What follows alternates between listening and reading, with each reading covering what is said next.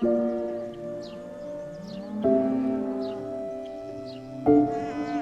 Dick Wittman.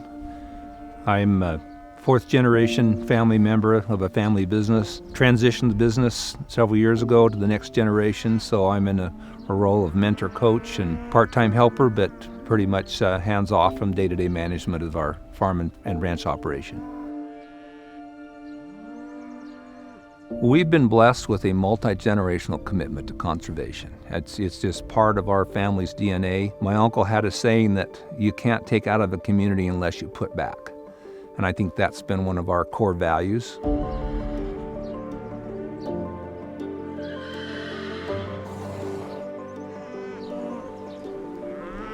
I am Cori Wittman Stitt, manager, CEO of Wittman Farms. Operate in partnership with my brother-in-law and a couple cousins. So we run a diversified crop, cattle, and timber operation on about 20,000 acres in north central Idaho.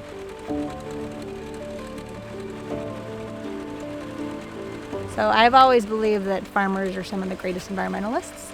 We spend the majority of our time working and living in the land that we're stewarding. And so it's in our best interest to steward that with long-term considerations in mind. The weather app is probably the most commonly used app on my phone. We're subject to weather patterns across the board, whether it be rain conditions or otherwise. There isn't a person in this whole region that won't say that we have major changes in our weather system and that we have hotter hots, colder colds, wetter wets, and drier dries.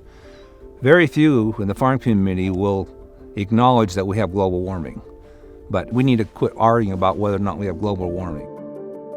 We have weather that's totally different than it was 30 years ago. So as a farmer, how do we deal with that?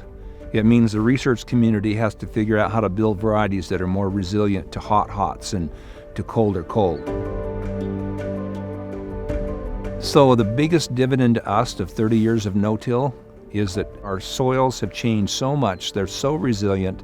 There's more soil life. We're not tilling. We're not destroying organic matter.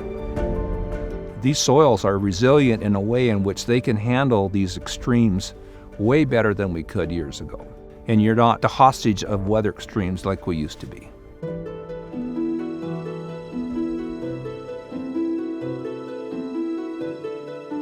As we've started to adopt some of these more diverse and climate-smart practices across the farm, one of the things we've noticed is we're going to see the upfront costs right away in some of these experiments and basically doing the R&D of adapting those to our kind of diverse geographies and climates, with the hope that we're going to see that longer-term benefit down the road. From the experience that we've had with no-till and seeing that, yes, there are some short-term and near-term costs and yield drag and you know, things don't look as pretty as they used to necessarily, but over time you're going to see improved resiliency and other benefits to both the soil, the environment, and our bottom line. So we believe that this is the next generation, that we have to really make that investment in R&D to figure that out and apply it.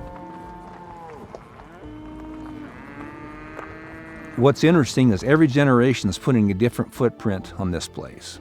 You know, my dads and uncles brought in peas and lentils and alternate crops that nobody grew. They grew wheat and fallow prior to that. Our generation brought in oil seeds and mustards and garbanzo beans and brought in no-till and direct seed. Our kids are bringing in a whole new element of innovation with RO systems that reduce the amount of chemical we have to apply. They're looking at biofarming. These all involve change. They involve research. They involve expensive mistakes. But when you ask the question of how is our family value system affected the community, I think a lot of people have looked at that and said, we need to emulate that. And so that's been fun to change minds and opinions. In an ideal world, we would move to truly a regenerative system where we're not dependent on synthetic fertilizer and chemical. That's down the road a ways. It's going to take some time to wean off of some of those and get our soils healthy enough where we can start making that transition and be able to do it in an economically viable manner. We can't just throw everything out in a year and still make our payments.